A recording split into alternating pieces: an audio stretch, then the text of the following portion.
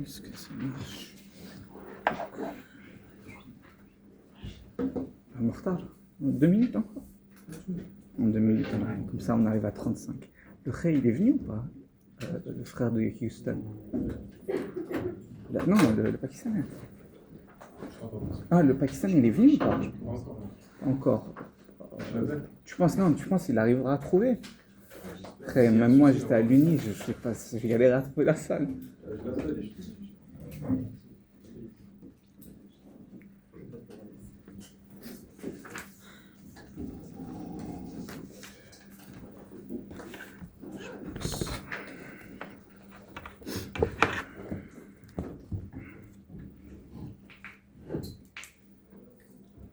Je commence.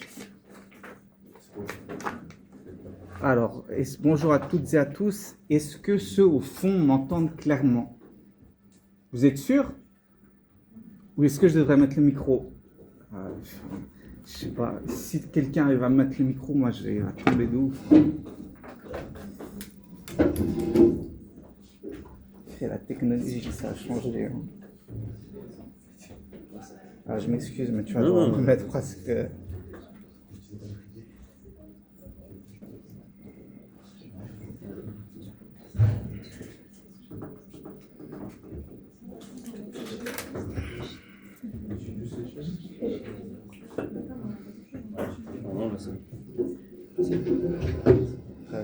Je mets ça. Je suis un génie, t'as vu? En fait, non. T'as vu, dès que je me dis que je suis bien. Voilà, regarde. Attends. On m'entend ou quoi? C'est pas censé mettre le son un peu plus fort.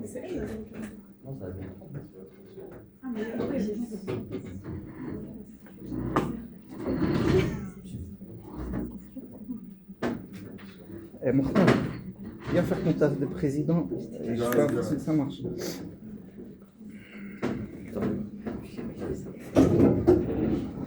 Il est dans les transports ici. Non, c'est pas grave, t'inquiète. Mais c'est juste, je suis pas impressionnant. Président, je suis pas informaticien, c'est comment ça marche? Minute. Speech live. On m'entend. Là, vous mettez il est connecté à la salle? Vas-y, quoi? C'est celui-là. C'est de la salle de côté. Ouais. C'est pas celui de la bonne salle, ça. Ah, vous avez pas le. Ah, Si c'est pas grave. tu peux l'orienter vers toi, celui-là. Regarde. Attends, vas-y, on m'entend? On m'entend? Vas-y, c'est bon. Ouais. Faire comme ça? Ouais, je vais faire comme ça. Ouais. T'inquiète, c'est pas grave. Peut-être enlève le. C'est moi qui pensais qu'il allait pas avoir beaucoup de monde. Ah, c'est bon signe, hein? Alors, qu'est-ce qu'on voit? C'est bon comme ça. Je pense que c'est mieux comme ça.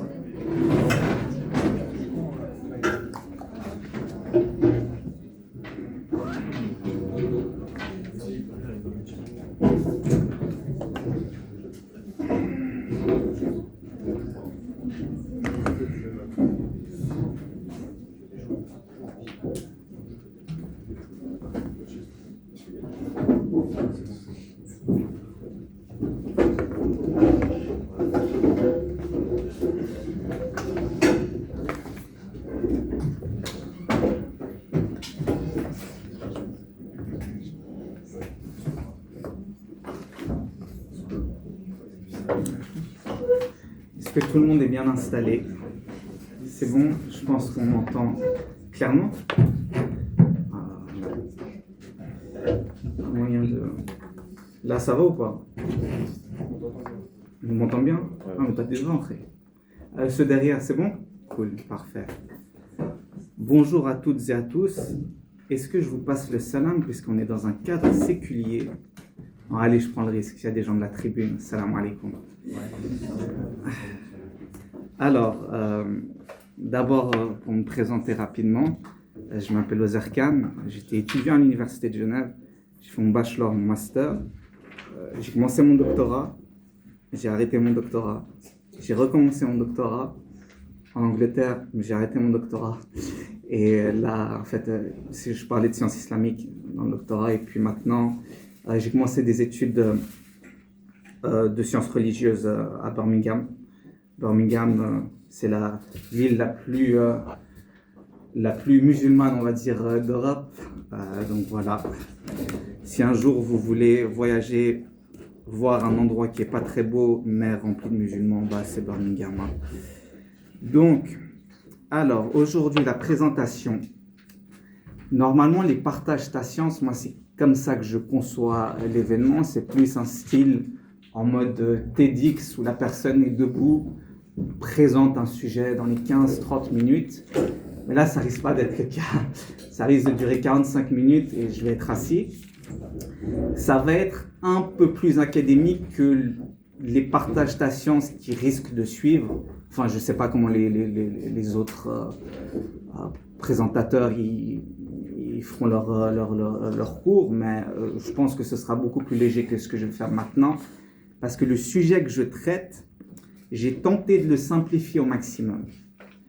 Mais je suis arrivé à une limite, je me suis dit, si je simplifie plus, je risque de ne pas faire service au sujet même. Donc, j'ai essayé de rendre ça le plus accessible possible, notamment ça va être sous forme de narration. Malgré tout, il y a des moments où il faudrait que vous soyez concentrés et il y a peut-être à quelques instants, je ne sais pas si vous n'avez pas étudié le sujet avant, ça risque d'être de ne pas être super clair, mais ce n'est pas un souci en soi. Le but, c'est que vous ayez une compréhension un peu générale de tout ce qui se passe. D'ailleurs, vous avez des feuilles avec vous. La feuille de définition, pour le moment, vous n'en avez pas besoin. C'est la feuille d'après, en fait. C'est pour suivre la narration. Puisque j'ai tenté de présenter le sujet sous forme un peu d'histoire. Je me suis inventé des ancêtres et chacun de ces ancêtres a participé à des périodes où il y a une évolution de la jurisprudence islamique. Donc par la suite, dès qu'il y aura des définitions, vous pourrez vous référer à cette feuille et après cette présentation, je pourrais vous envoyer le document. C'est un truc de 12-13 pages où ça va plus en profondeur, comme ça si vous avez envie de creuser un peu sur le sujet. Ou si jamais il y a des sortes d'espions pour, je ne sais pas moi, la Tribune de Genève ou d'autres médias qui ne sont pas très sympathiques, je tiens à préciser que toutes les informations que je vais citer proviennent de livres écrits par des orientalistes, c'est-à-dire des personnes qui étudient l'islam, mais dans un cadre occidental, dans des universités occidentales. D'ailleurs, mon principal référent va être Wael Hallaq, professeur à l'université de Columbia, et Jonathan Brown, qui est professeur... il est professeur à Columbia et lui, il est à Princeton, si je me rappelle bien.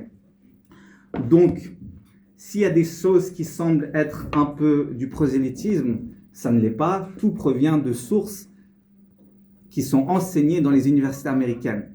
C'est bien compris? Voilà. Alors, on peut commencer. Il y a quelques années, lors du confinement, j'étais pauvre et j'étais assis sur le canapé en train de jouer aux jeux vidéo. Je me suis dit, j'aimerais bien devenir riche et rapidement. C'était le boom du Bitcoin. D'ailleurs, j'ai un petit cousin qui est à fond dedans et il m'a un peu influencé. Et je me suis dit, c'est intéressant, mais vu que c'est tout un système économique nouveau, est-ce que c'est permis dans la religion ou pas?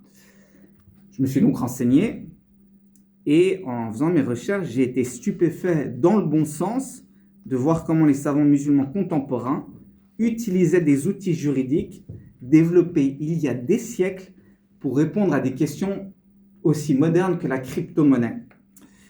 Bon, il faut l'admettre que leur jargon n'est pas toujours facile à comprendre, mais c'est justement ce qui m'a poussé à creuser davantage dans le droit islamique et à en découvrir la richesse, les subtilités et surtout le concept des 4 grandes écoles juridiques que je vais vous présenter. Donc, le but de ma présentation est, à travers, sous forme de récit, de vous offrir une brève introduction à ce qu'est la jurisprudence islamique. Le terme en arabe, on utilise, c'est al-fiqh. Comprendre ce qu'est cette jurisprudence, retracer son évolution et voir comment elle peut encore s'appliquer dans le mode moderne. Rapidement, prenez votre feuille de définition. On va regarder 3 définitions ensemble. Il faut absolument que vous les compreniez. si vous voulez profiter du reste de la présentation. Premièrement, le terme fiqh, évidemment, c'est le sujet de ma présentation. C'est issu du verbe faqiha, comprendre. Et dans le sens religieux, ça représente l'effort des savants religieux pour savoir à partir du Coran et de la Sunna ce que nous devons faire dans chaque situation. C'est-à-dire que le but du fiqh est de savoir si est-ce que j'ai le droit de manger des sushis, par exemple. Dans quelle de ces 5 catégories cette action elle rentre? Obligatoire, recommandé, permis, réprouvé et interdit. Donc vraiment cette science, c'est d'aller vers les textes scripturaires qui sont considérés comme authentiques pour ensuite voir le jugement en fait qui en découle, les jugements qu'on fait dans la vie de tous les jours. Est-ce que cette transaction avec une carte de crédit, est-ce que c'est permis? Donc on va regarder dans les sources scripturaires et c'est ce travail de recherche qui est la science du fiqh. S'il vous plaît, dites-moi si vous avez compris. Si une personne n'a pas compris, qu'il le fasse maintenant, puis sinon ça risque d'être compliqué de suivre le reste de la présentation. Oui. Il y en a plus d'autres? Il y en a encore? Ah mais s'il est, je vous demande de faire un taf et vous le... C'est des gens qui sont ratés. Alors, il faut... Mais si des personnes connaissent déjà un peu le sujet, qui passent les feuilles. Regardez cet esprit de sacrifice. Quelle gentillesse. Alors, je vous laisse un peu regarder. Deuxième et troisième définition à comprendre, c'est le concept de sunna et de hadith.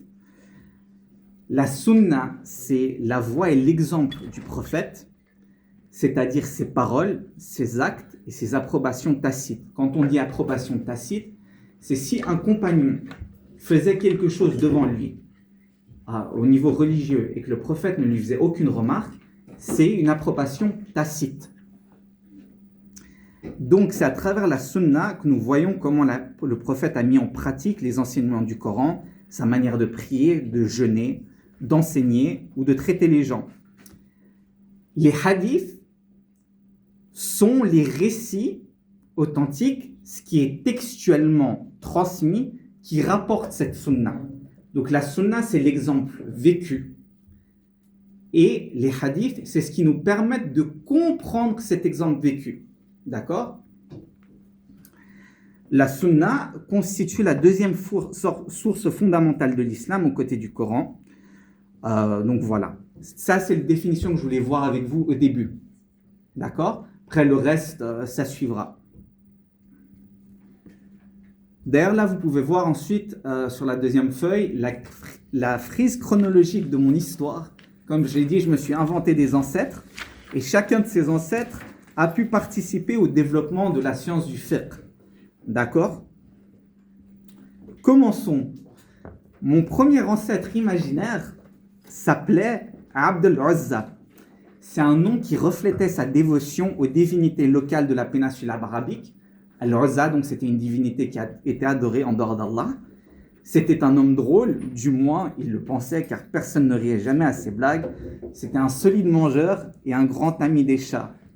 Ces traits, je dois l'avouer, me semblent bien génétiques, car je les ai hérités moi-même. Donc un jour, ce joyeux gourmet entendit parler d'un prédicateur nommé Mohammed. Séduit par son message, il se convertit à l'islam et prit le nom de Abdallah, serviteur d'Allah, et partit le rejoindre à Médine, à l'époque où la jeune communauté musulmane commençait à se structurer.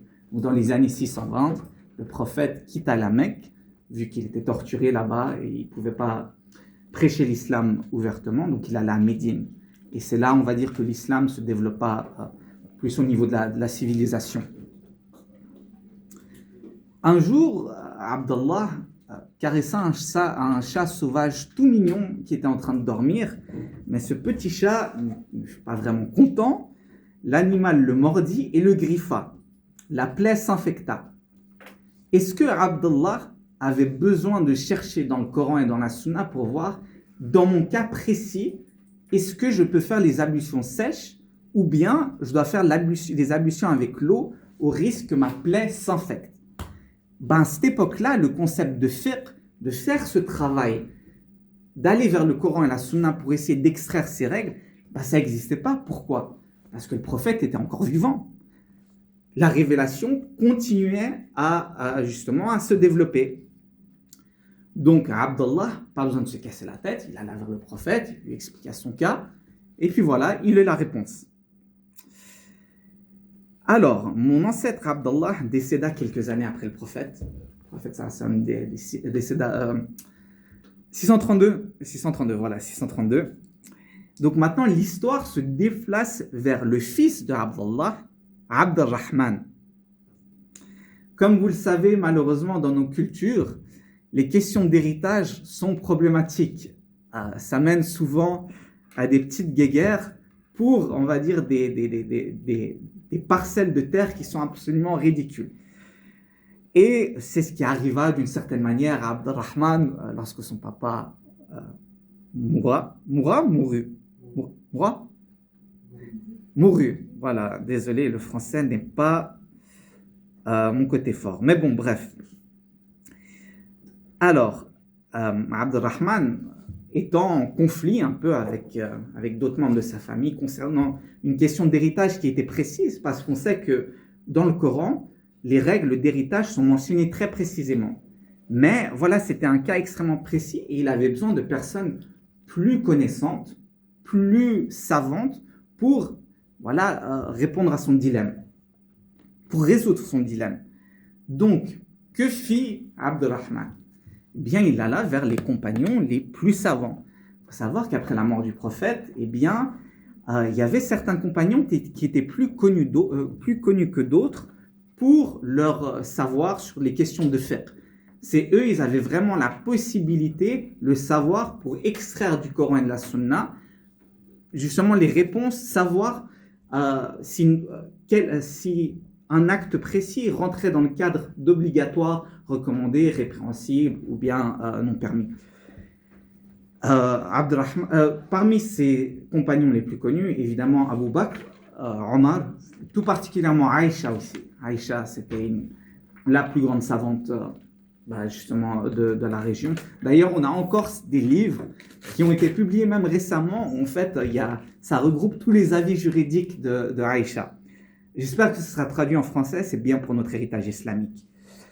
Donc Abd al-Rahman, il alla vers Omar. Omar, à l'époque, c'était quand même, c'est Omar, quoi, deuxième calife. Omar lui dit, écoute, je ne peux pas te donner de réponse rapidement, parce que là, c'est une question, dire si c'est permis ou pas permis, d'une certaine manière, c'est comme si c'était parler à la place de Dieu. Il dit, écoute, tu reviens dans quelques jours, je vais en discuter avec d'autres compagnons, avec les autres compagnons qui étaient connus pour leur savoir du fiqh.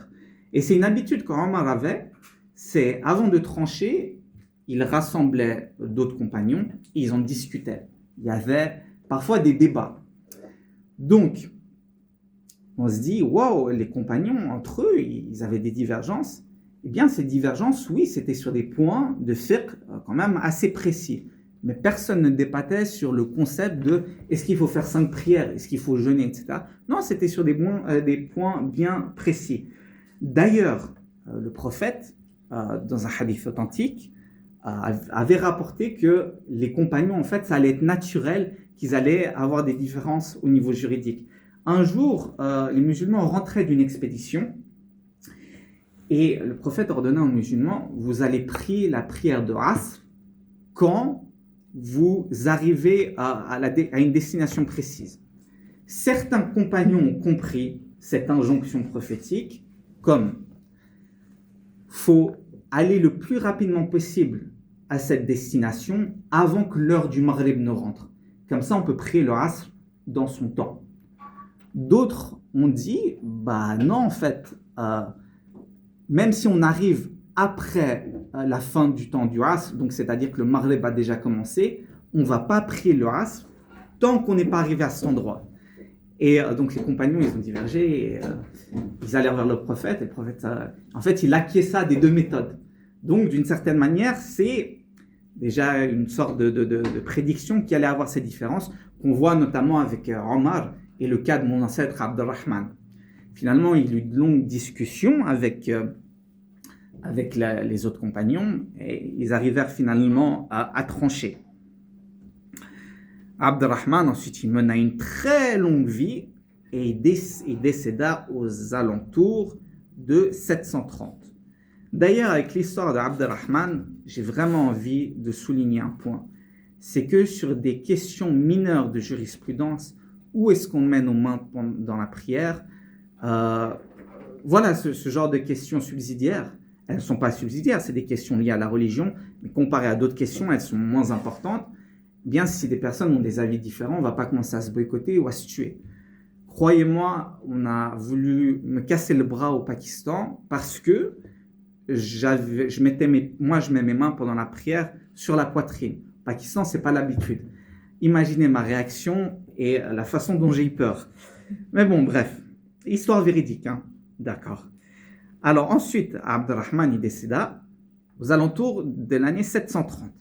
Maintenant, l'histoire, elle se poursuit avec Abdurrahim, le fils de Abdurrahman. Curieux de découvrir les horizons de l'empire musulman en pleine expansion, il décida de quitter Médine, après la mort de son père, pour s'installer en Irak, l'un des nouveaux centres intellectuels du monde musulman. Mais dès qu'il arriva, choc complet. L'Irak, c'était pas Médine. Dans quel sens?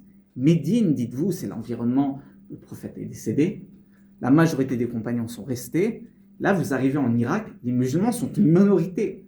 Certes, il y a eu beaucoup de conversions, mais il y a beaucoup de zoroastriens, de chrétiens. Alors, au niveau des juifs, je ne saurais pas vous dire. Mais c'est un contexte où il y a vraiment un mélange de cultures. C'est comme si je vous dis... Bon, l'exemple, il est un peu poussé, hein. Il est un peu extrême, mais c'est le genre d'exemple que j'aime bien. Une personne passe de l'Afghanistan à Genève. Et le choc, il est complet. Donc, Abdurrahim, il remarque que, voilà, ce contexte différent, même au niveau religieux, les gens, quand ils pratiquent, il y a quand même quelques différences, même au niveau des règles du commerce. Il se dit, bon, avant de juger, je vais essayer de comprendre. Donc, il décide de s'asseoir, de participer à des assises religieuses. Il entend parler d'un savant renommé, vraiment le savant principal de la région, un certain Nu'man ibn Thabit, Abu Hanifa. Je suis sûr que la majorité d'entre vous a déjà entendu ce nom. Abu Hanifa était à Koufa, donc c'était quand même ce qui est considéré comme en Irak aujourd'hui, mais un peu loin de Bagdad. Donc Abdurrahim voyagea vers Koufa. Donc là, il participa à ces assises religieuses. Et les assises religieuses d'Abu Hanifa étaient particulières. Ce n'était pas vraiment des cours, c'était plus des discussions. Ce n'est pas comme maintenant, moi, je discute, peut-être à la fin vous avez posé des questions, mais non, les assises d'Abu Hanifa, c'était que des discussions avec ses élèves. Vraiment, questions-réponses, il débattait sur des sujets en plein cours. Mais pourquoi? Donc Abdurrahim réfléchit. Il arriva à 3 conclusions. Pourquoi est-ce que ces assises sont aussi vives? Premièrement, les Irakiens devaient affronter des situations nouvelles issues de leur contexte urbain et cosmopolite. En se mélangeant autant avec des non-musulmans, forcément, ça va mener à de nouvelles interrogations au niveau du commerce, c'est des cas nouveaux et c'est des questions qui ne se posaient pas à Médine. Donc, qui dit cas nouveau, besoin d'arriver à des réponses nouvelles, donc besoin de discuter. De plus, deuxième raison pour ce côté très animé des assises d'Abu Hanifa, c'est que les musulmans irakiens ne disposaient pas de la même abondance de narration, ni même du vécu collectif de la sunna que les habitants de Médine. Ok, là c'était une phrase un peu longue, mais en fait, ce qu'il faut comprendre, c'est que la majorité des compagnons, après la mort du prophète, sont restés à Médine. Et peu de compagnons ont émigré vers l'Irak. Ce qui veut dire que moins de compagnons, il y a moins d'accès à la sunna, à la façon dont le prophète sallam vivait, ses hadiths, etc. Cependant, en fait, Et dites-moi, il est quelle heure? 19h, ok. Faites-moi juste un petit rappel à 19h30. Je dois juste cliquer sur un bouton sur mon ordi. Certes, les musulmans en Irak n'avaient pas autant accès au hadith qu'à d'autres endroits, mais il serait faux de croire qu'ils ignoraient complètement le hadith ou qu'il n'y avait pas accès. En effet, en Irak, une part considérable de la sunna du prophète était transmise par Abdullah ibn Mas'ud et ses élèves. Abdullah ibn Mas'ud était l'un des plus grands compagnons. Donc évidemment, il vient en Irak, il va partager ce que lui, il a vu du prophète. Et si on regarde les jugements juridiques donnés par Abu Hanifa et bien même ses professeurs, vous voyez que souvent, ils répondaient avec des hadiths. C'est-à-dire, oui, il faut faire comme ça. Ce cas est haram, cette action est haram, cette action est recommandée. Pourquoi? Parce que le prophète a dit ça ou ça. Pourquoi est-ce que... Oui? Abdullah ibn Mas'ud, du coup, c'était un peu celui qui, on va dire, enrichissait Abu Hanifa. Oui, Abu Hanifa, il est venu une génération après, une ou deux générations après, mais Abu Hanifa a une chaîne de transmission directe vers Abdullah ibn Mas'ud. Donc voilà, c'est pour ça. Puisque le prophète est mort 632, Abu Hanifa, il est dans les années 730, 750. Donc vous voyez, il y a quand même 100 ans de différence. Mais Abdullah ibn Mas'ud, voilà, c'est le socle principal de la jurisprudence de l'islam tout court en Irak. Donc évidemment, on voit... Pourquoi est-ce que je souligne ce point comme quoi le hadith était quelque chose de considéré. Dans beaucoup de cercles universitaires occidentaux, notamment même de prédicateurs s'affiliant à l'islam, le hadith est énormément remis en cause. Comme quoi, voilà, c'est une invention tardive, 200, 300 ans après le prophète. Non, c'est pas le cas. Je vais expliquer, je vais mentionner encore ce sujet plus tard pendant la présentation. J'avais fait une présentation à l'AMEUG il y a 2 ans à peu près sur ce sujet-là. Beaucoup d'entre vous étaient peut-être encore en train de boire du biberon. Je sais pas, donc je doute que vous ayez pu participer. Mais bon, voilà. Malheureusement, c'est pas enregistré, mais j'ai écrit certains articles pour des blogs académiques. Peut-être ça pourrait être envoyé sur les groupes. Donc comme je l'ai dit, contrairement à une idée répandue, les hadiths étaient bel et bien consignés. Par rapport aux hadiths, désolé, là, je me concentre un peu sur ça. Il y a une idée répandue comme quoi ils n'étaient pas écrits à l'époque du prophète. Ça, à cause il y a un hadith qui est mal compris, mais non, on a des preuves même historiques comme quoi le hadith n'était pas écrit autant que le Coran, mais des compagnons avaient leurs propres feuilles où il y avait des hadiths qui étaient écrits. Mais de toute manière, cet argument, moi, c'est pas que je m'en moque un petit peu, mais le fait que le hadith soit écrit, c'est pas une... On va dire que on va dire que les Arabes, leur mode de transmission principal était... Désolé, j'enlève mon WhatsApp. Que le mode de transmission principal des sciences religieuses, c'était à travers l'oral. Même le Coran a principalement été transmis de façon orale. Donc oui, le hadith était écrit, mais voilà quoi. Aussi le fait que les musulmans, à travers les contrées musulmanes, dès le 1er siècle, faisaient les 5 prières à peu près de la même manière, etc. Ça montre que la sunna était quelque chose qui a été transmis, partagé à travers le monde musulman. D'accord? Donc. Aussi, est-ce qu'il y a des Irakiens ici? Pas d'Irakiens, ok, je risque pas d'avoir de problème.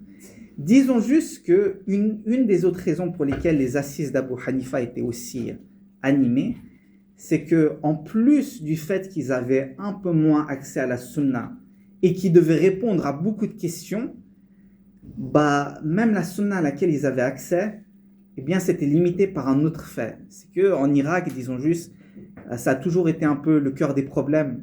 Beaucoup de sectes sont apparues en Irak. Beaucoup de hadiths inventés sont apparus en Irak.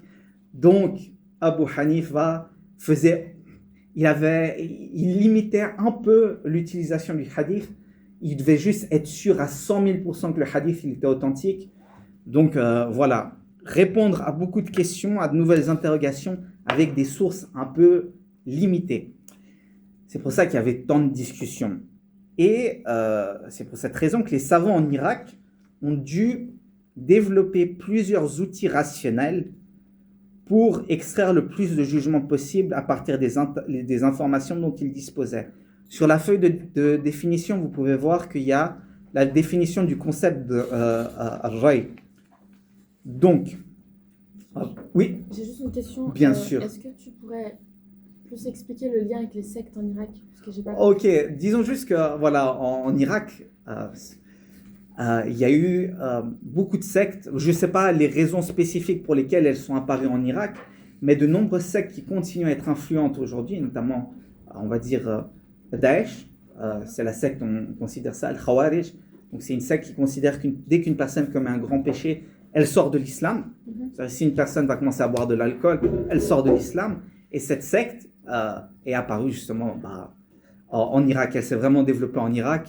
Il y avait aussi une autre secte qui renie le concept de prédestination.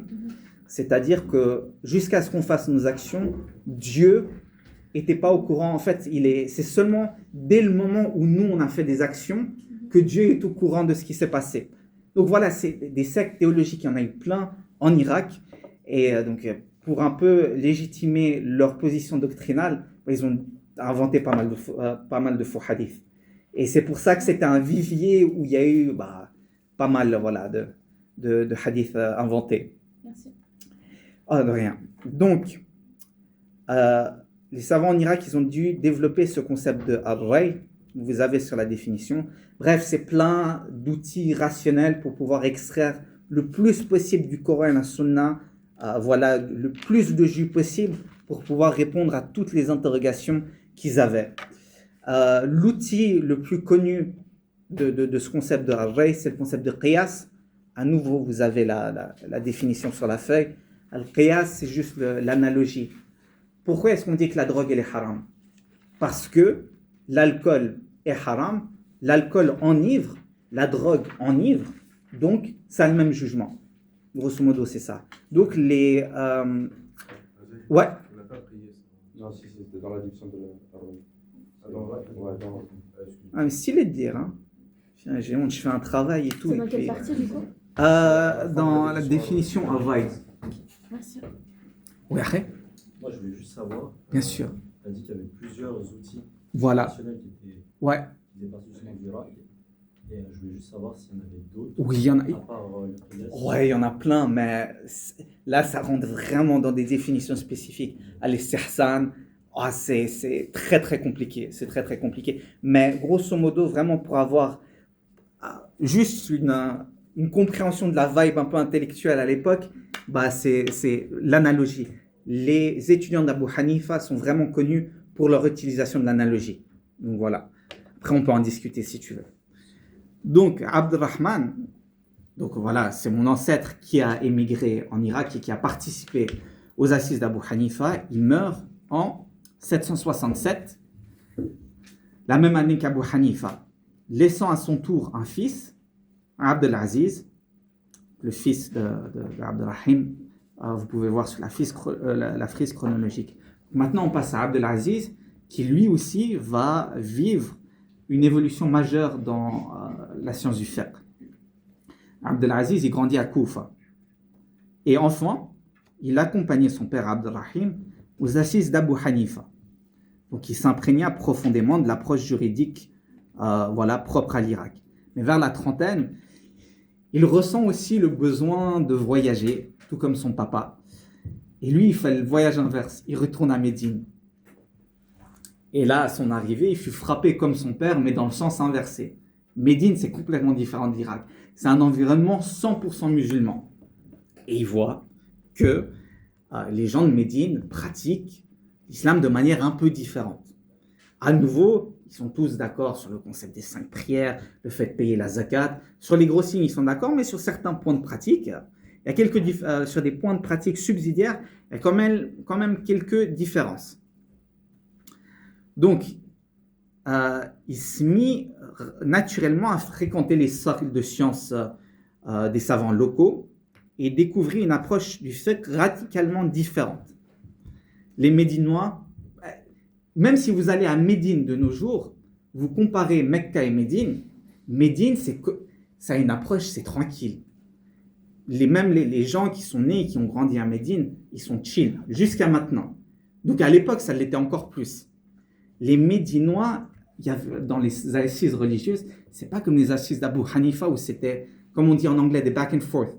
Où, voilà, je dis quelque chose, tu réponds, on essaie tous ensemble d'arriver à une conclusion. Médine, non, c'était pas comme ça. Et il n'y avait pas vraiment de débat, ils n'avaient pas besoin de répondre à tant de nouvelles questions. Ils étaient qu'entre musulmans, il n'y avait pas ce contact avec les Zoroastriens, les chrétiens, etc. Donc il y avait moins cet esprit de débat. Et aussi, là, c'est l'aspect vraiment qu'il faut que vous reteniez, qui est propre aux gens de Médine. Allez sur votre feuille de définition. C'est Amal Ahl al-Medina. Amal Ahl al-Medina. C'est ce qu'on appelle la pratique des gens de Médine. En gros, si à Médine, à cette époque-là, il y avait une pratique religieuse qui était commune à la société médinoise, pour eux, ça avait un poids juridique en lui-même. Pas vraiment besoin de hadith, parce que leur raisonnement c'était Médine, c'est la ville où le prophète sallallahu alayhi wa sallam est mort. C'est là où la majorité des compagnons sont restés. C'est là où il y avait la crème des étudiants de ses compagnons. S'il y a une pratique qui est diffusée dans la société, forcément, ça a une origine prophétique. C'est ce qu'on appelle la pratique des gens de Médine. En Irak, ils n'avaient pas ça. Et celui qui incarnait le mieux cette atmosphère médinoise, c'était Malik ibn Anas. 2 secondes, je dois juste rejoindre un chat. Normalement, en fait, j'ai cours à ce moment-là, et c'est mon 2e jour de cours. Et disons juste que j'osais pas trop dire à mon prof, comme quoi, ouais, dès le 2e jour, je vais être absent. Donc, je rejoins le cours, je mets sous mute, et je rate après. Non, vraiment, c'est pas bien, mais j'avais pas d'autre choix. Voilà, c'est bon, normalement, c'est bon. Voilà, donc celui qui incarnait le mieux cette atmosphère médinoise, c'était un Malik ibn Anas, l'imam Malik. Et Abdelaziz, il devint l'un de ses fervents admirateurs et délaissa l'approche rationnelle qu'il a appris quand il était gamin. Même Abdelaziz, de nature, contrairement à son père, il était beaucoup dans le débat.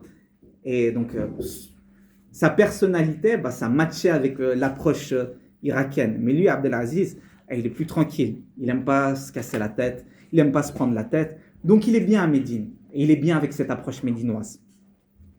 Donc, il étudie avec Malik ibn Anas, le plus grand savant de Médine, pendant des années.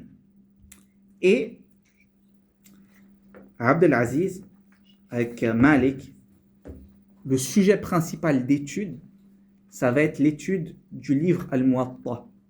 Al-Muwatta. Normalement, c'est écrit dans Amal al-Mahdi. Non, j'ai pas écrit. Mais vous pouvez le voir, c'est dans la frise chronologique.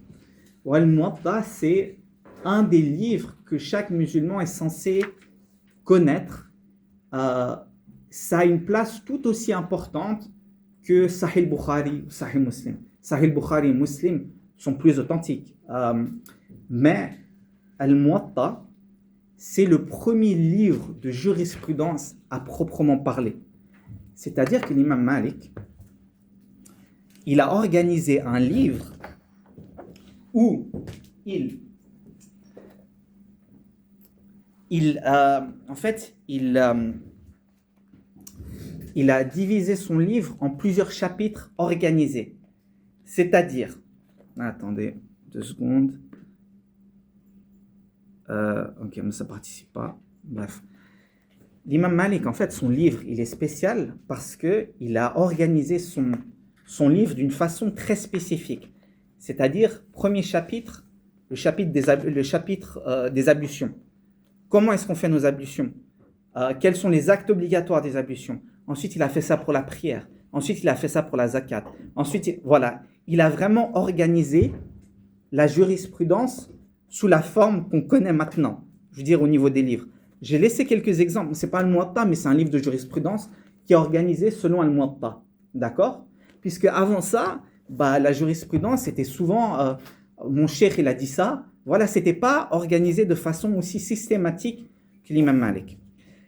L'imam Malik aussi, dans son livre, il cite pas que des hadiths, il cite l'avis des compagnons, parce que l'avis des compagnons, quand même, c'est un poids juridique assez important, parce que c'est eux qui ont mieux compris le Coran et la Sunna.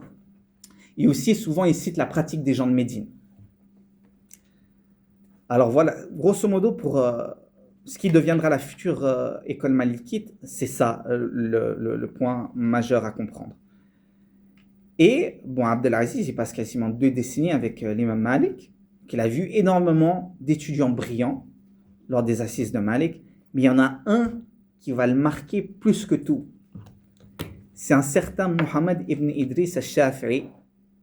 C'est un jeune prodige, né en 767 dans le Gaza actuel. Donc, l'imam al-Shafi'i, comme on va le voir, c'est un Gazaoui. Et vers vers l'âge de 10 ans, ensuite sa maman, il a eu une relation très intéressante avec sa maman, il était fils unique. Donc sa maman l'a emmené à Mecca pour qu'il étudie avec les savants de Mecca. Et là-bas à Mecca, dites-vous, il n'a pas encore rencontré l'imam Malik, il a 10 ans. Il apprend déjà par cœur le Muwatta.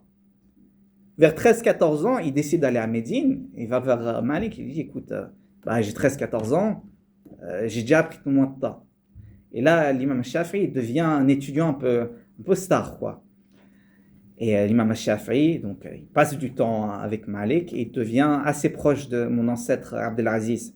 Donc, vous pouvez voir, mes ancêtres, ils ont passé du temps avec le prophète, ils ont passé du temps avec les compagnons, ensuite avec Abu Hanifa et Malik. Quand même, ça a son pesant d'or. Finalement, Abdelaziz, il mourut la même année que Malik. J'ai écrit, c'est en 795. Vous pouvez suivre la frise chronologique. Dès que l'imam Malik mourut, Al-Shafi'i, qui quitta Médine, et on va revenir vers Al-Shafi'i. Vous allez voir, il a une place importante dans cette histoire. Maintenant, celui qui prend la place principale dans l'histoire, c'est Abd al-Qadir, le fils de Abdelaziz. Abd al-Qadir, il est jeune, il a passé son temps à Médine, il a accompagné son père Abdelaziz aux assises de Malik. Et à un moment donné, Abd al-Qadir, comme ses ancêtres, il dit, je m'ennuie un petit peu à Médine, j'aimerais bien un peu explorer ce monde musulman qui est si vaste. Et il dit, ok, je vais aller à un endroit où mes ancêtres n'ont jamais mis les pieds. En 819, il a la trentaine. Il dit, ok, je vais aller en Égypte. Dunya. Alors, il arrive en Égypte. Il dit, ok, l'Égypte, il s'ennuie un peu, il dit, c'est un peu mort, quoi. Alors, c'était quand même déjà assez développé. C'est une province importante du califat. Mais il entend parler de Bagdad. Il dit, ouais, Bagdad, c'est là où il y a toute l'action qui se passe. Mais il reste quand même en Égypte 1 an. Pourquoi est-ce qu'il reste aussi longtemps en Égypte? Il arrive en Égypte et il apprend que l'imam Shafi'i, qui est maintenant très âgé, il habite là-bas. Il se dit, oh, mais j'avais entendu parler de l'imam Shafi'i, c'était pas l'ami à mon père. Donc il va voir l'imam Shafi'i. Il se présente, il dit, voilà, je m'appelle Abd al-Qadir, je suis le fils d'Abdelaziz. L'imam Shafi'i dit, waouh, j'ai passé des années avec ton papa, comment est-ce qu'il va? Il lui dit, malheureusement, il est décédé. Donc l'imam Shafi'i lui offre ses condoléances. Il lui dit, vas-y, viens à la maison, tu passes la nuit chez moi, on va bien manger, on va festoyer. C'est ce qui arriva. Et toute la nuit passèrent à discuter de jurisprudence de fiqh. Parce qu'Abd al-Qadir, quand même, il a un petit level, et il a passé son enfance dans les cercles de l'imam Malik. Donc il sait de quoi il parle. L'imam Shafi'i, il a un interlocuteur avec qui il peut discuter de sujets assez poussés.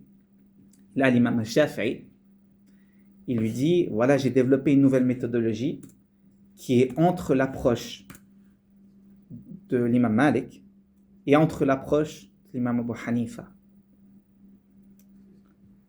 Alors, l'imam Shafi'i expliqua qu'après la mort de Malik, il visita plusieurs régions, notamment l'Irak, où il étudia auprès des élèves des plus réputés d'Abu Hanifa. Donc il goûte un peu à l'approche rationnelle des gens d'Irak.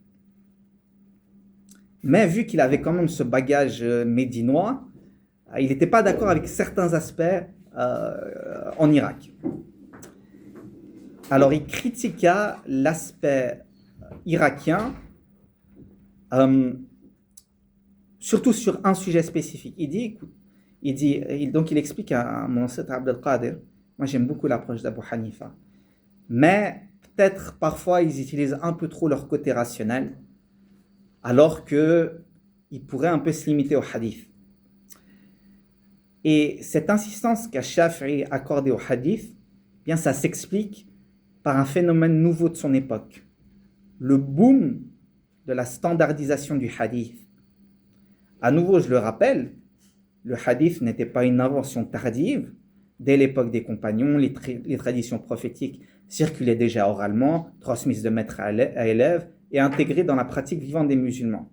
Sauf que la nouveauté à l'époque d'Ash-Shafi'i, ça résidait ailleurs. C'est que maintenant les hadiths étaient mis par écrit de façon plus systématique. Donc c'est un peu une standardisation. Avant, les hadiths, les gens ils les connaissaient, il y avait des parchemins où il y avait des hadiths qui étaient écrits, parce que là maintenant il y a eu un rassemblement. Ça a été fait de façon beaucoup plus systématique. Et le fait que ce soit mis par écrit, ça a permis une autre chose. C'est que maintenant, plus on s'éloignait du temps du prophète sallallahu alayhi wa sallam, plus il y avait d'intermédiaires quand on transmettait un hadith. Mais là, le fait que ce soit mis sur écrit, d'une certaine manière, ça a un peu figé cette transmission. C'est-à-dire, voilà, j'ai entendu des hadiths du prophète, je l'ai mis... j'ai entendu des hadiths du prophète sallallahu alayhi wa sallam qui m'ont été partagés par mon professeur, qui lui les a appris de son professeur, etc., etc. Donc tu les mets sur papier et tu mentionnes, et c'est mentionné toute la chaîne de transmission vers le prophète. Donc d'une certaine manière, maintenant, vu que c'est mis par écrit avec les chaînes de transmission, les savants ils peuvent plus facilement analyser si un hadith il est authentique ou pas. D'accord ? Est-ce que vous avez compris ce point ? Ok. Je considère ce silence comme une sorte d'acceptation. Alors, et vu que maintenant on a plus facilement accès aux hadiths, vu qu'ils sont beaucoup plus écrits, l'imam Shafi'i il a dit un peu, pas que les méthodes d'Abu Hanifa elles sont dépassées, mais eux ils ont dû développer leurs outils rationnels. Pourquoi ? Parce qu'ils n'avaient pas tant accès que ça à la sunna, au hadith, etc. Donc il dit, donc l'imam Shafi'i il explique à mon ancêtre Abdel Qadir, moi j'aime bien leur pratique du qiyas. Je garde le concept de qiyas, d'analogie.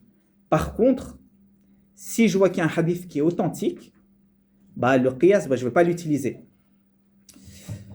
Ensuite, vous pourrez croire que l'imam Shafi'i, il est complètement cool avec la pratique des gens de Médine, mais il émet quand même certaines réserves. Il dit, l'approche de Médine, elle est bien, mais ça reste malgré tout une approche régionale. Oui, la majorité des compagnons sont restés à Médine. Il y a eu énormément de savants à Médine. Mais maintenant que le hadith il est standardisé, s'il y a un hadith authentique d'un savant qui vient de Syrie, je suis désolé, je vais prendre le hadith authentique plutôt que la pratique des gens de Médine. Voilà, ça c'était sa critique de la pratique des gens de Médine. Donc vous voyez, l'imam Shafi'i, il est un peu entre les deux, c'est une méthode intermédiaire. Abdel Qadir, il entend l'imam Shafi'i parler, il est fasciné. Il se dit, ok, je comprends pourquoi c'était l'élève star de l'imam Malik. Gentiment, d'une certaine manière, il adopte un peu sa méthodologie. L'imam Shafi'i décède en...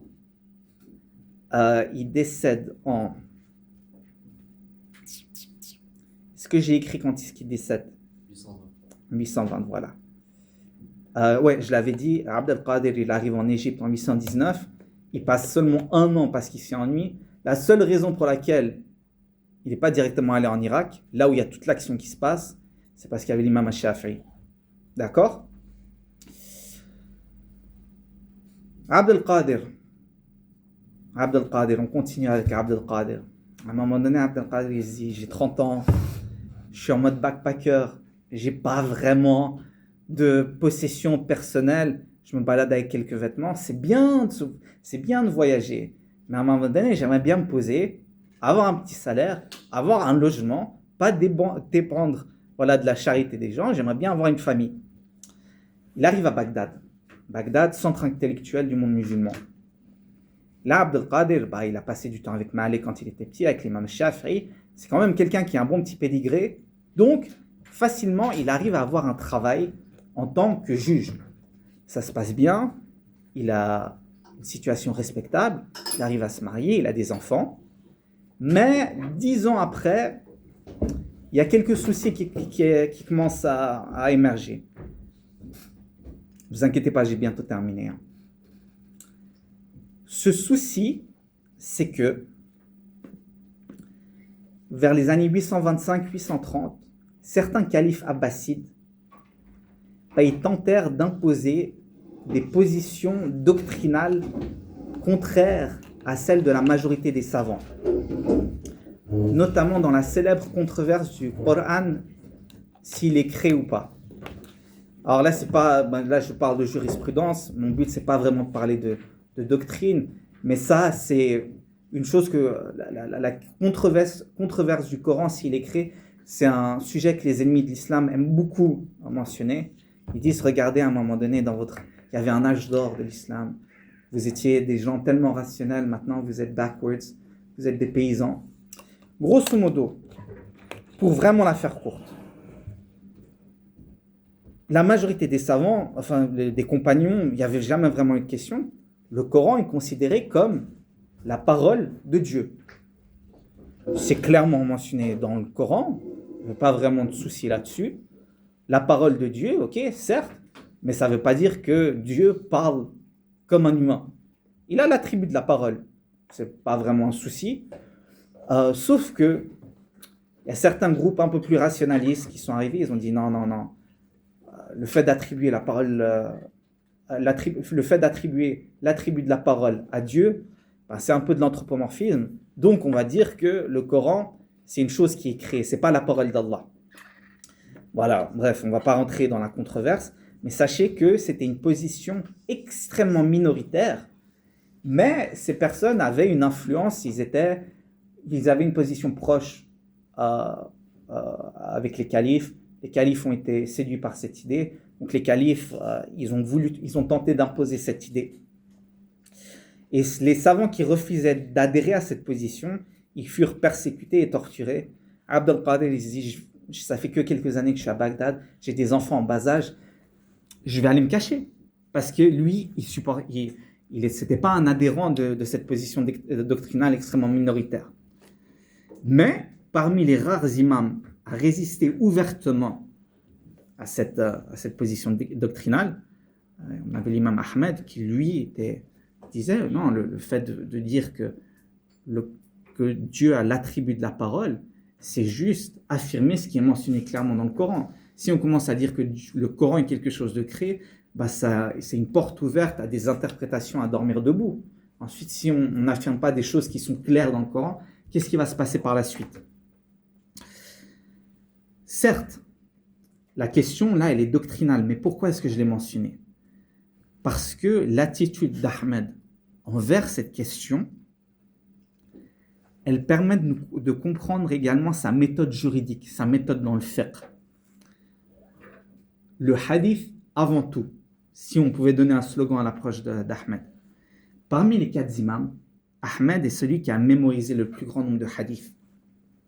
Sa principale occupation fut la collecte, la mémorisation et la transmission de la sunna, enfin des hadiths. Donc lui, il était dans la continuité de l'imam Shafi'i, sauf que il donna une primauté encore plus importante au hadith. C'est-à-dire, l'imam Shafi'i, il a étudié avec les élèves majeurs de l'imam Abu Hanifa, Il aimait bien comme ce concept de qiyas, ce concept d'analogie. Sauf que Ahmed, lui, va restreindre encore plus le concept d'analogie. Le raisonnement de l'imam Ahmed, quand il devait répondre à une question juridique, c'était on cherche s'il y a une preuve explicite dans le Coran ou dans la Sunna. Si aucun texte clair n'existe, alors on examine les hadiths faibles, parce qu'il y a différents niveaux de hadiths, certains qui sont authentiques. Imam Ahmed, il dit, s'il y a un hadith qui permet de répondre à cette question juridique et qu'il n'est pas super authentique, alors on va prendre ce qui est mentionné dans ce hadith. Et s'il n'y a même pas de hadiths qui sont faibles, alors là on va regarder si un compagnon a répondu à cette question juridique. Et si un compagnon n'a pas répondu à cette question, on va regarder si un de leurs élèves a répondu à cette question. Et si ce n'est pas le cas, alors là, on va pouvoir utiliser le concept d'analogie. Donc vous voyez, c'est vraiment un dernier recours.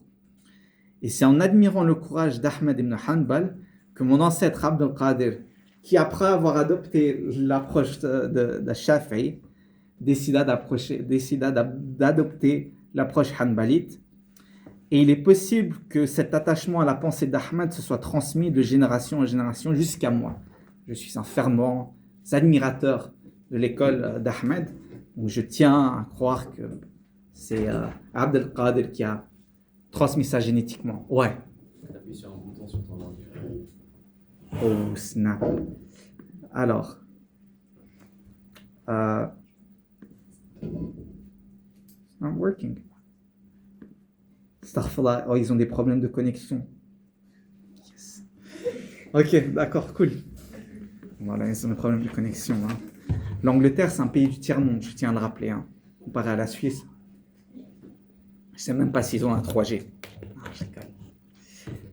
Donc, on a vu maintenant à peu près la figure des 4 imams, un peu leur spécificité. Mais si on demandait à Abd al-Qadir, est-ce que tu es hanbalite? Il te regarderait, il dirait, mais c'est quoi cette appellation? En fait, la formation des 4 écoles, enfin, elles n'étaient pas formées à l'époque même de ces 4 imams.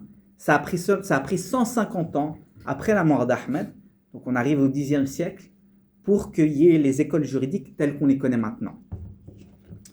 Ça s'est fait à travers 2 processus. Premièrement, la compilation des avis. C'est-à-dire que les étudiants des imams ont rassemblé les opinions de ces imams, mais aussi les avis de leurs étudiants et des étudiants après eux. C'est pour ça que c'est faux de croire que ces écoles juridiques se réduisent seulement à un homme, mais c'est à une tradition intellectuelle transmise et enrichie par plusieurs générations. C'est-à-dire que par exemple le madhab hanafite, imam Abu Hanifa, très bien, d'accord. Mais savez-vous que ses élèves, notamment Abu Yusuf ou Mohamed al-Shaybani, pas besoin de retenir les noms, mais limite ils ont une place plus importante que l'imam Abu Hanifa. Pareil pour l'école de l'imam Ahmed. Ahmed, ses avis, disons juste que celui qui a vraiment fait le travail dans le fait de compiler tous ces avis, les avis juridiques d'Ahmed et de ses étudiants, etc. Parce qu'ils avaient des centaines d'étudiants, chaque imam. C'est une personne 3 générations après la mort d'Ahmed qui a fait ce travail, il s'appelle Al-Khallal. C'est pour ça que certains disent que oui, le fondateur de l'école hanbalite, il s'appelle Al-Khallal.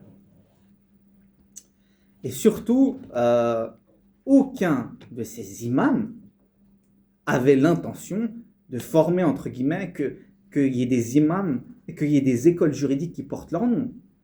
Par exemple, il me semble que c'est l'imam Malik, le calife à cette époque-là, je ne sais pas si l'histoire elle est authentique, mais ce serait probable, que le calife à cette époque-là, celui qui gérait Médine, eh bien, il lui a dit, écoute, on va faire en sorte que le Muwatta, ton livre, ce soit en fait un peu le livre de référence pour les juges quand il y a des jugements. L'imam Malik, il a dit, mais c'est le travail d'un homme ce que je viens de faire. Je ne suis pas un prophète ou autre. Donc il a refusé, il s'est fait torturer. C'est très charmant. Hein. Donc voilà, l'imam Abu Hanifa, d'une certaine manière, il n'a pas vraiment écrit dans la jurisprudence. Ses avis ont été compilés. L'imam Ahmed, lui, il est surtout connu pour son recueil de hadith, qu'il a l'un des plus grands recueils de hadith, c'est écrit par Ahmed, pas vraiment écrit dans la jurisprudence. Donc voilà. C'est pour ça que ces écoles juridiques ne se limitent pas à ces 4 imams. C'est vraiment à leurs élèves, c'est une tradition intellectuelle qui a continué pendant des siècles et des siècles. C'est juste que c'est arrivé à la formation, c'est arrivé, voilà, ça a eu une forme un peu telle qu'on la connaît aujourd'hui, 150 ans après la mort d'Ahmed, et c'est une tradition qui a continué pendant des siècles, qui continue jusqu'à maintenant. Là, c'est la partie compliquée, et après, c'est fini, j'arrête de parler. Là, ça risque d'être un peu technique, hein. Je sais que c'est à la fin de la présentation, mais il faut juste que vous compreniez l'idée générale. Sur la feuille de définition, veuillez prendre la définition usul al-fiqh. Peut-être c'est derrière, il me semble que c'est l'une des dernières. Lisez-la s'il vous plaît.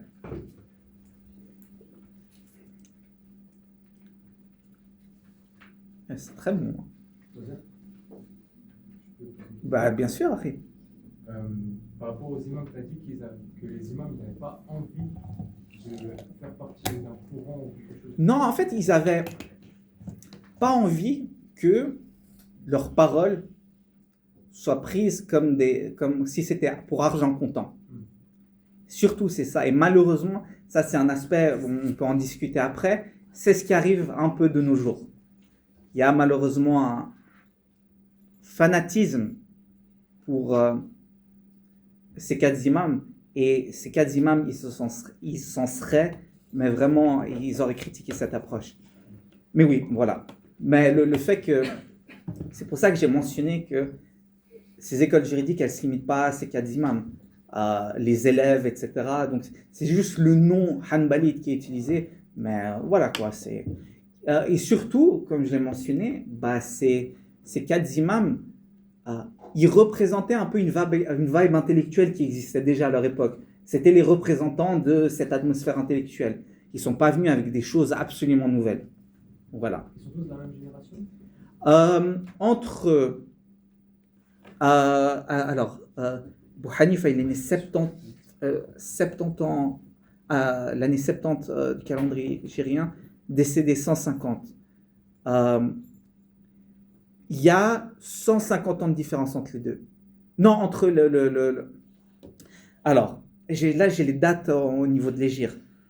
70 ans de l'hégire, Abu Hanifa est né. 150, il décède. L'imam Malik, il doit être né quoi? En 90, je crois. 90%. En tout cas, l'imam Abu Hanifa, il décède en 150. C'est l'année où l'imam Shafi'i il est né. L'imam Shafi'i, il a dû décéder quoi? 200, 205.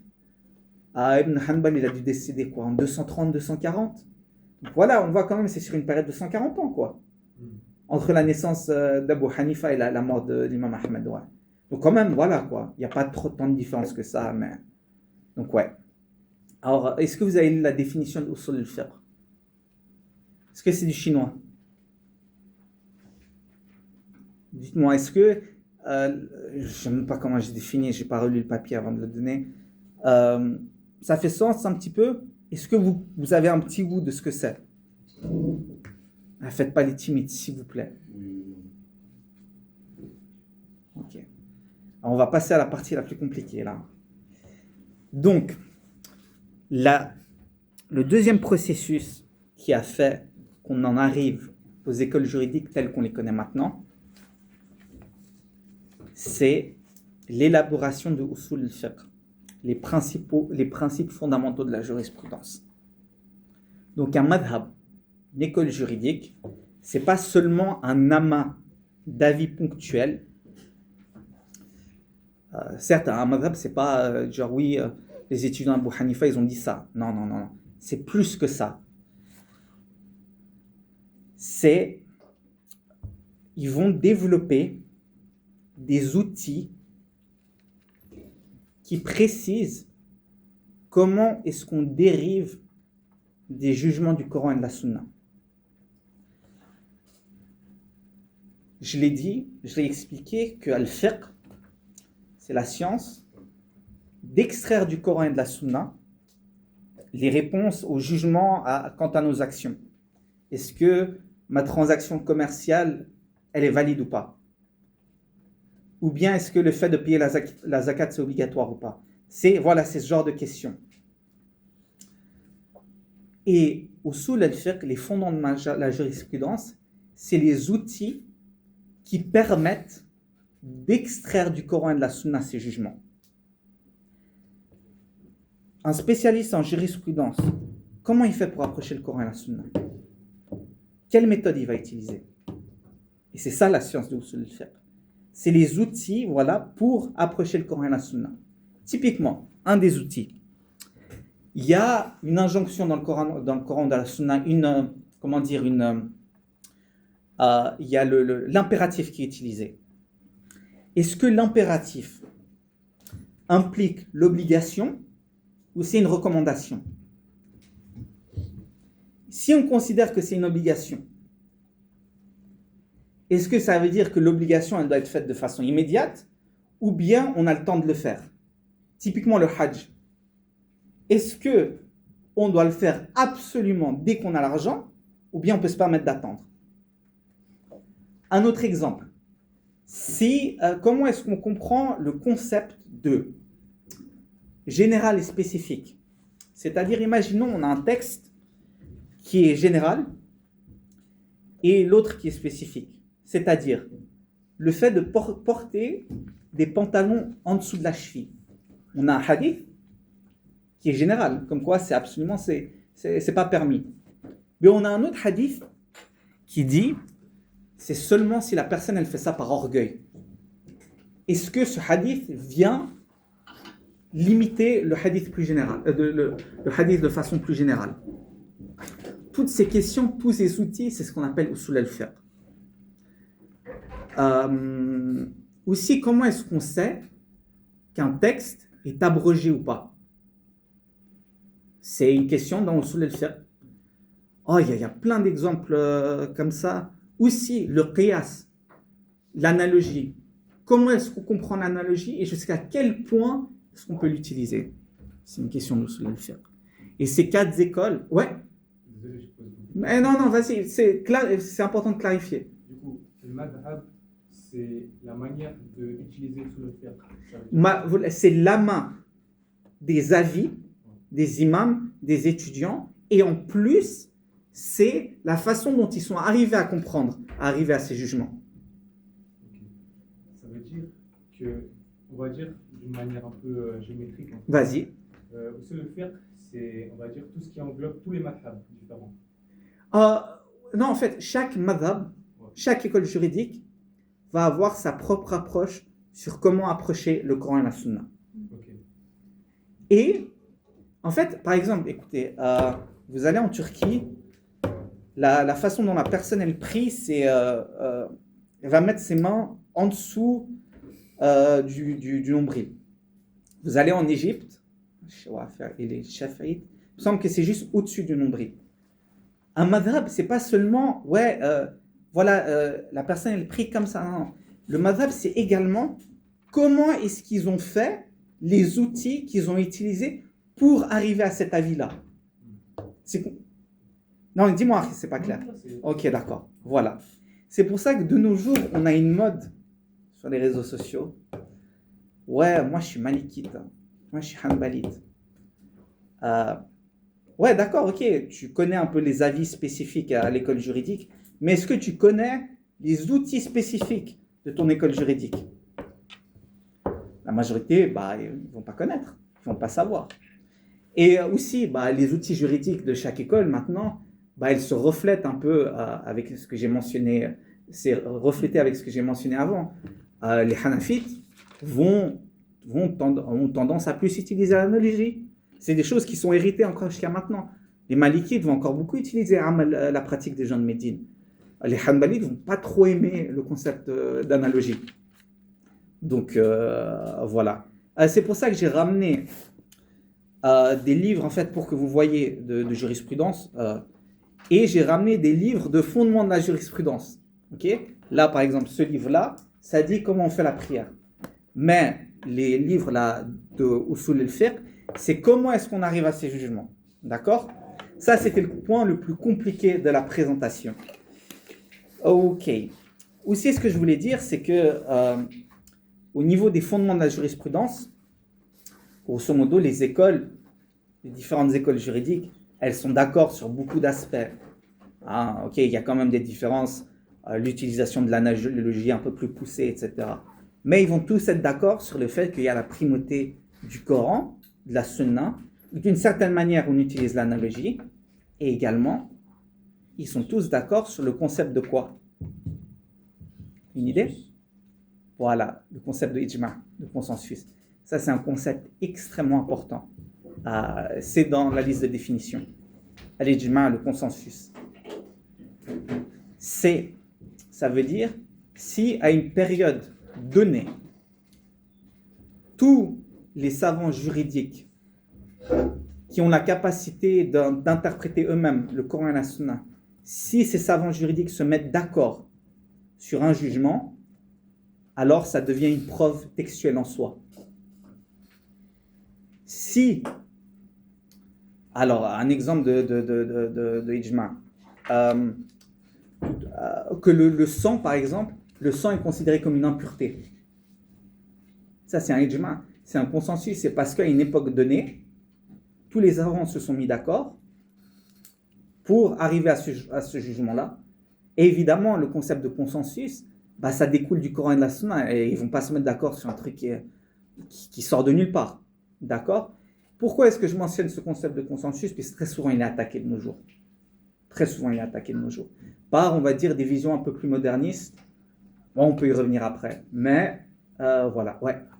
Est-ce que ce consensus est absolu ou c'est une très très grande majorité? C'est pour ça, c'est une très bonne question. C'est pour ça que malheureusement, on a tendance à souvent utiliser très facilement, oui, il y a un consensus sur cette question. Parfois, il va toujours y avoir des avis un peu minoritaires. C'est pour ça que la majorité du consensus s'est formée à l'époque des compagnons. Parce qu'à un moment donné, il faut être honnête, le monde musulman, il va être tellement grand que être sûr que tous les savants de l'époque se sont mis d'accord sur une question, ça va être difficile. Mais malgré tout, c'est pas à cause de cette excuse, de cette raison, qu'on va remettre en question le concept de consensus. Donc voilà, c'est pour ça qu'il faut faire attention à utiliser le terme consensus. Ouais, il y a un consensus sur cette question. Il faut être sûr. Oui. Vous avez pas fini? Non, t'inquiète. Okay. Étant donné que les 4 écoles elles se sont formées assez rapidement, vu que ça s'est fait sur des générations, est-ce qu'on pourrait voir apparaître une autre école de nos jours? Ça, c'est un point que j'avais envie de mentionner. Déjà, il faut savoir que les 4 grands imams, il n'y avait pas que les 4 grands imams. Je peux vous dire que les Égyptiens, vous allez être fiers. Il y a un imam que j'aime particulièrement, c'est Layth ibn Sa'd, qui était à l'époque de l'imam Malik. Il était connu comme étant plus connu que l'imam Malik, plus savant que l'imam Malik. On a aussi, il est venu après. On a Al-Awza'i en Syrie. Facilement, je peux dire, il était plus savant que l'imam Abu Hanifa. Mais leurs écoles juridiques, en fait, ce ne sont pas des écoles juridiques. Pourquoi? Parce qu'ils n'avaient pas peut-être assez d'étudiants qui ont fait cet effort à former une école. Mais, est-ce que ça veut dire que leurs écoles, enfin leurs avis juridiques ont disparu? Bien non, d'une certaine manière. Jusqu'à maintenant, on a leurs avis juridiques et aussi leur idée de penser, leur façon de penser ont été intégrées d'une certaine manière aux 4 écoles juridiques. C'est-à-dire que, à l'époque d'Abu Hanifa, d'Ahmad, etc., une personne qui s'asseyait à leur cours, et ce n'étaient pas des gros fanatiques de leur imam, ils allaient s'asseoir au cours d'autres savants. Parfois, ils allaient s'asseoir au cours ils étaient tout autant des étudiants de Malik que de Layth ibn Sa'd. Parce que parfois, ils voyageaient, etc. Donc, quand ces élèves de ces imams et de leurs étudiants, parfois, au fondement quand il y avait la phase de formation de ces madhab, ces 4 madhab, parfois, ils incluaient des avis ou des façons de penser des autres imams. C'est pour ça qu'on n'a pas perdu leur héritage. On n'a pas perdu leur héritage. Et même si leur façon de penser n'ont pas été, voilà, c'est pas devenu un madhab en tant que tel. Dans les livres de fiqh comparé, puisque il y a des livres en fait comme Al-Mourni où c'est des encyclopédies. Sur une question, ça va donner l'avis de tous les imams. Ça va aussi mentionner l'avis de l'Awza'i, Layth ibn Sa'd. Ça va pas être limité aux 4 imams. Donc voilà, ça c'est un point que j'avais écrit mais que j'ai pas mentionné. Pourquoi tu marches pas? Voilà. Alors, ensuite, voilà, je termine avec. Je tiens à mentionner juste un autre point. 19h50. Ok, je termine rapidement parce qu'après non, on attend pour le Maghreb. Il est vrai que certains madhab se sont implantés dans certaines régions grâce au soutien d'un calife ou d'un gouverneur. Si la moitié du monde est hanafite, c'est pour une raison quand même. C'est parce que dès le début de l'islam, voilà, les étudiants d'Abu Hanifa, ils ont pu être des juges connus sous les Abbassides, donc forcément ça a facilité l'implantation de certaines écoles juridiques selon les endroits, mais c'est important de mentionner que la spécificité du droit islamique, ça réside dans le fait que ça s'est indépendamment développé du pouvoir politique. Les dirigeants des premiers siècles, contrairement au christianisme, ne se considéraient pas comme une source législative à part. La loi, entre guillemets, émanait des savants et non du palais. Donc voilà. Et pour être honnête, la relation entre les savants de la jurisprudence et le pouvoir en place a jamais été au beau fixe. Hein. Ça, c'est important à montrer. Ça montre que les savants avaient une indépendance. Donc voilà. C'est pour ça que les madhab, ils ont survécu, ils se sont développés non pas à cause du pouvoir, du soutien de certains pouvoirs politiques, mais c'est surtout grâce à leur codification interne. Voilà la conclusion. Pour revenir à notre exemple du Bitcoin, je cherche toujours à devenir riche en espérant que le Bitcoin monte à 200, 300 000 $. On ne sait jamais, hein? On ne sait jamais. Hein? Non, on espère, mes frères, c'est pas le cas là. Inch'Allah, on espère. C'est pour ça que, à travers l'exemple du Bitcoin et ma présentation, je voulais juste rapidement vous dire que ne faut pas cracher sur nos traditions. On a souvent des tendances il y a des tendances modernistes qui cherchent à remettre en question certains aspects fondamentaux de la religion, du fiqh, de usul al-fiqh. On va commencer à remettre en question le concept de ijma', ou bien on va commencer à remettre en question le concept de hadith. C'est pour ça que ça fait on peut en arriver à une nouvelle religion. Et si on étudie correctement l'héritage du fiqh, on voit qu'il est assez large. Les outils sont intemporels. Et on peut très bien vivre au XXIe siècle tout en restant fidèle à la tradition des savants passés. Mais évidemment, ça implique prendre en compte le contexte actuel, mais pas tout jeter à la poubelle. Voilà, merci bien. Waouh, j'ai parlé longtemps. Voilà, merci.